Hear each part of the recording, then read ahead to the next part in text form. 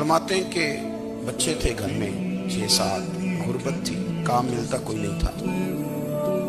और मैं काम चोर नहीं था, काम ढूंढता था, पर अल्लाह की कुदरत के काम नहीं मिलता था। फरमाते हैं कि मैंने एक दिन अपनी अहलिया से कहा कि आज मैं फिर जाता हूँ काम ढूंढने। तो मेरी बीवी बड़ी फर्मा बरदार थी, पर उस दिन ना गुर्बत के हाथों तंग आके कहने लगी, आज मैं कुछ लेके आया तो मैं बच्चे लेके लेके चली जाऊंगी। शेख फरमाते हैं कि मैं बड़ा परेशान घर से निकला, पर मैंने सुबह से लेके जोर तक काम ढूंढा, काम मिला कोई नहीं।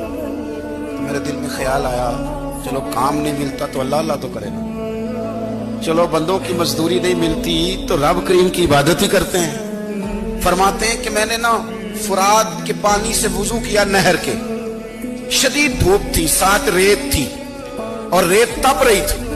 मैंने अपना रुमाल वहीं मुसल्ला के तौर पर बिछा लिया और फरमाते हैं कि जोर से लेकर असर तक नमाज पढ़ी, धूप भी पूरे जोर पे और मेरे सजदे का ज़ौक़ भी पूरे जोर पे। मैं सजदा करूं तो फिर मेरा उठाने को जी ना चाहे। फरमाते हैं कि असर तक मैंने नफल पढ़ी और मैं वहां से चला।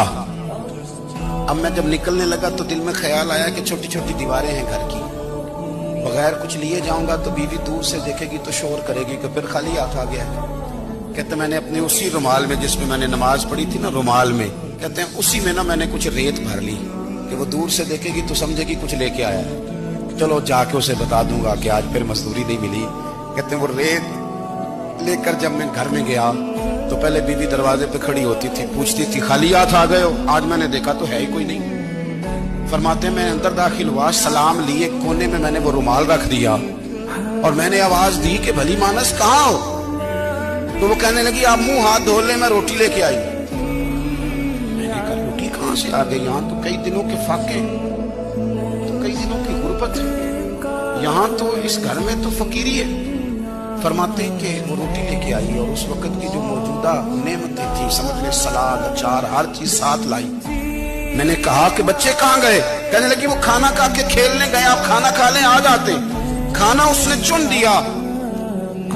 मैंने हैरत अंगेज लहजे में सारी नेमतें अपने दस्तरखान पे देख करके बीवी से पूछा ये कहाँ से आया खाना?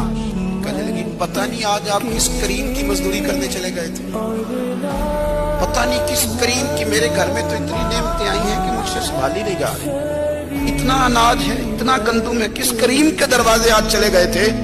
ये कहते कहते वो उठी और उठ करके कहने लगी पहले बड़ा कुछ आया था, अब क्या ले आए? और जा करके ना उसने वो रेत वाला रुमाल खोला। कहने लगे मैं तो लेके आया था रेत, तो मेरे रब ने उसे भी सोने और हीरे बना दिया था।